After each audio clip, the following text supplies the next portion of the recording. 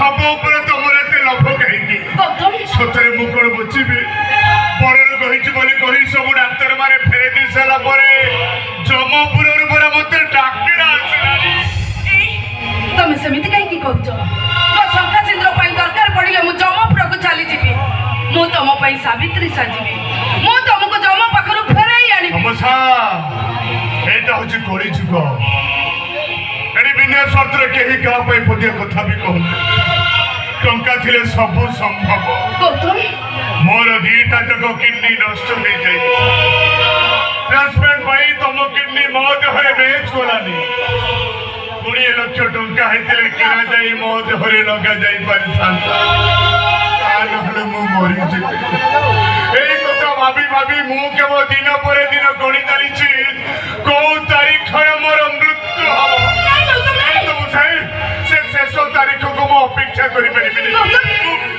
आत्महत्या कर देबी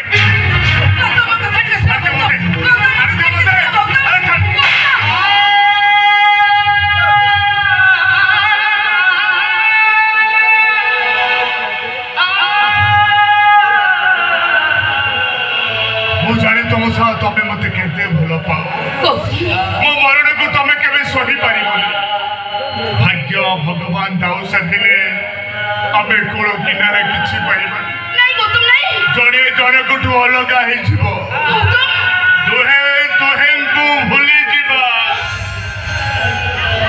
ओ सेपुर को चली गला परे तमे केवल एका एका बंचिबो तमे एका एका केमिति बंचिबी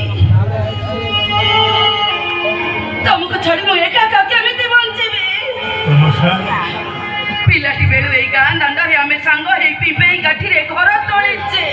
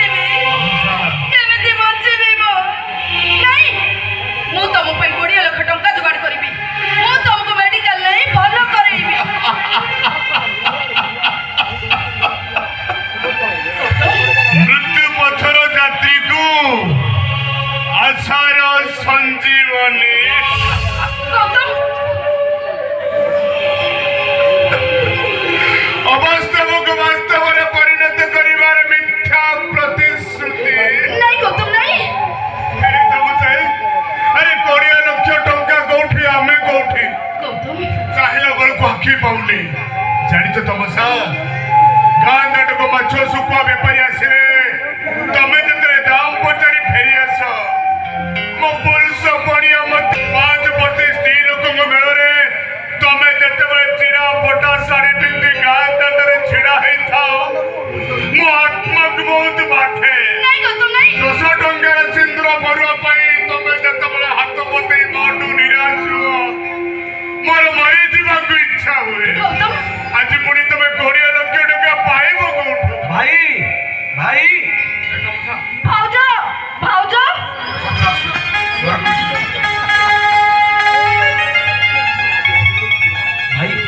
କଥା କ'ଣ ହେଲା? ଆଉ ଭାଇ ମୋ କଥା ଆରେ ତମ ଦିଜ ପୁଣି କୋଉ କଥା? ତାମାନେ ତମେ ଭୁଲି ଯାଇଛ? ଭାଇ 8 ଦିନ ହେଲା କହିଲିନି ମୋର ପୋଲିସ ଚାକିରି ପାଇଁ ଇଣ୍ଟରଭ୍ୟୁ ଅଛି ସୋମବାର, ମାନେ ଆଜି ମୁଁ ଭୁବନେଶ୍ୱର ଯିବି। ଯିବା ଆସିବା ରହିବା ଖାଇବା ଭଲ ମନ୍ଦ ଖର୍ଚ୍ଚ ଅଛି ନା ନାହିଁ? ଦେଲ ଭାଇ ଟଙ୍କା 2-3 ହଜାର ଦେଲ, ମୋର ବସ୍ଟା ନେଇଗଲାଣି। ଭାଇ ମତେ ବି ଟଙ୍କା 2000 ଦିଅ। ଆଜି ମୋ ସାଙ୍ଗର ବାର୍ଥଡେ, ମୁଁ ତା ପାଇଁ କିଛି ଗିଫ୍ଟ କିଣିବି ନା ଖାଲି ଖାଲି ଚାଲିଯିବି? ଏ ସତ୍ୟ, ଏ ସାଧନା, ଆରେ କଣ ଭାବିଛ ତମେ ମାନେ ମତେ? ଆରେ ମୁଁ ଟଙ୍କା କଳ ବସିଥିବା ଗଛ ଲଗେଇଛି, ଯେତେବେଳେ କହିବ ତମ ବଢେଇ ଦେବି। କିନ୍ତୁ ଭାଇ ଟଙ୍କାଟା ମୋର ଆଜି ଦରକାର। ଆଉ ମୁଁ ବି ବାହାର ଯିବି। ତମେ ଠିକ ଅଛି ଆସ। ଆରେ ମତେ ପିସ୍ ପିସ୍ କରି କାଟି ମୋ ମାଂସରେ ସେ ଚିଡ଼ିଆଖାନାରେ ବିକ୍ରି କରିଦିଅ। ସେଇ ଟଙ୍କା ତୁ ଭୁବନେଶ୍ୱର ଯିବୁ, ତୋ ସାଙ୍ଗକୁ ତୁ ଗିଫ୍ଟ ଦେବୁ। ଆରେ ଆସ, ଆରେ ହାରିଦିଅ ମତେ। ଭାଇ ଆମ ଉପରେ ରାଗିଲେ ଆମେ କ'ଣ କରିବୁ? ବାପା ବୋଉ ମରିଗଲା ପରେ ଆମ ଭାଇ ଭଉଣୀଙ୍କର ମୁରବୀ ହଉଛ ତମେ। ଯେତେବେଳେ ଯାହା ଦରକାର ତମକୁ କହିବୁ ତ କହିବୁ କାହାକୁ? ମାନୁଛି ଭାଇ, ତମର ରୋଜଗାର ନାହିଁ, ତାପରେ ବି ଭାଇ ଭଉଣୀ ତମ ମୁଣ୍ଡ ଉପରେ ବୁଝୁ। କୋଉଠୁ ଆଣୁଛ, କେମିତି ଏ ଘର ଚଳଉଛ, ସେ କଥା ଈଶ୍ୱର ଜାଣନ୍ତି। ରିକ୍ସା ଧରି ଯାଇ ଇନକମ୍ କଲ, ଆମ ଭାଇ ଭଉଣୀଙ୍କ ପାଠ ପଢା ସାରିଦେଲ। ତଥାପି ବଡ ଭାଇ ଆଉ ଭାଉଜ ହିସାବରେ ଆମ ପ୍ରତି କିଛି କର୍ତ୍ତବ୍ୟ ଅଛି କି ନାହିଁ? କର୍ତ୍ତବ୍ୟ ବୁଝାଉଛୁ? ଆରେ କର୍ତ୍ତବ୍ୟ କରିବାକୁ ଯାଇ ତମ ଦି ଜଣଙ୍କ ପାଇଁ ମୁଁ ଚୋରି କରିବି ନା ମଣିଷ ମାରିବି? ଭାଇ ମତେ ତମେ ସବୁବେଳେ ଏମିତି ଚିଡଚିଡି କାହିଁକି ହଉଛ? ସେମାନେ ତ କିଛି ଭୁଲ କରୁନାହାନ୍ତି। କୋଉଟା ଠିକ କହୁଛନ୍ତି? ନାଇଁ କୋଉଟା ଠିକ କହୁଛନ୍ତି? ଆରେ ଟଙ୍କା ରଖି କଣ ମୁଁ ଏମାନଙ୍କୁ ଦଉନି? ତମ ପାଖରେ ଟଙ୍କା ଅଛି କି ନ ଅଛି ସେମାନେ କାହିଁକି ବୁଝିବେ? ପରିସ୍ଥିତି ସିନା ଆମ ହାତ ପଦକୁ ବାନ୍ଧି ଦେଇଛି, ତା ମାନେ ନୁହେଁ ଯେ ଆମେ ସେମାନଙ୍କ ମନରେ କଷ୍ଟ ଦବା। ସତ୍ୟ, ତମର ଟଙ୍କା ଦରକାର ନା?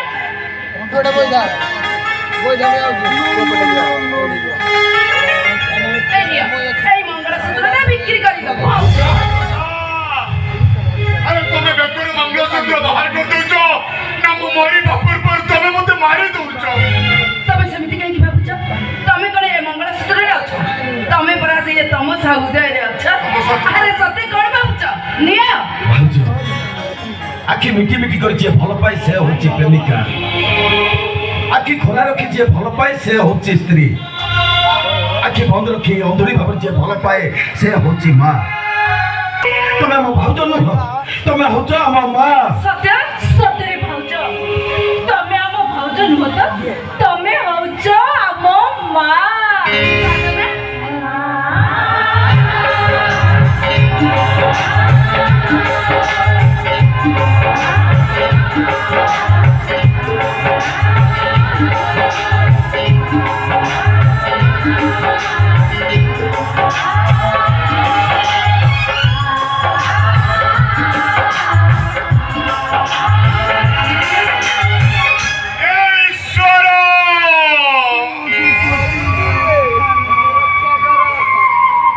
ଶିଉଳି ଫୁଲରେ ଯଦି ଆୟୁଷ ନାହିଁ ତାହେଲେ ତମେ ତାକୁ ସୃଷ୍ଟି କରୁଥିଲ କାହିଁକି?